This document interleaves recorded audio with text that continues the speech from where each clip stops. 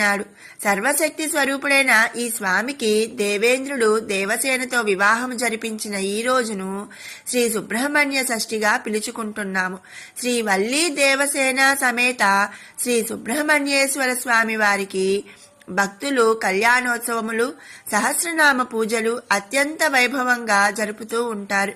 తమిళనాడు ప్రాంతాలలో ఈ రోజున కావడి మొక్కును తీర్చడం కనిపిస్తుంది. షష్ఠి నాడు కుమారస్వామి ఆలయానికి కావడి మోసుకొని పోవటమే దీనిలోని ప్రధానాంశం. ఈ కావడిలో ఉండే కుండలను పంచదారతోనూ పాలతోనూ నింపుతారు. కావడిలో మోసేవి వారి వారి మొక్కును బట్టి ఉంటుంది. ఈ పండుగ చాలా ప్రసిద్ధి చెందినది. నాగప్రతిష్ఠ చేసిన వారికి సంతానం కలుగుతుందనే నమ్మకం భక్తులలో ఉంది. సుబ్రహ్మణ్య షష్ఠి వ్రతంలో సామాజిక ప్రయోజనం కూడా కనబడుతుంది. ఈ వ్రత విధానంలో దానాలే ప్రధానమని తెలుస్తుంది. మరి విన్నారు కదండి, మార్గశుద్ధ షష్ఠిని సుబ్రహ్మణ్య షష్ఠి అని ఎందుకు పిలుస్తారు, ఈ సుబ్రహ్మణ్య షష్ఠి కథ ఏమిటి అనే విషయాన్ని.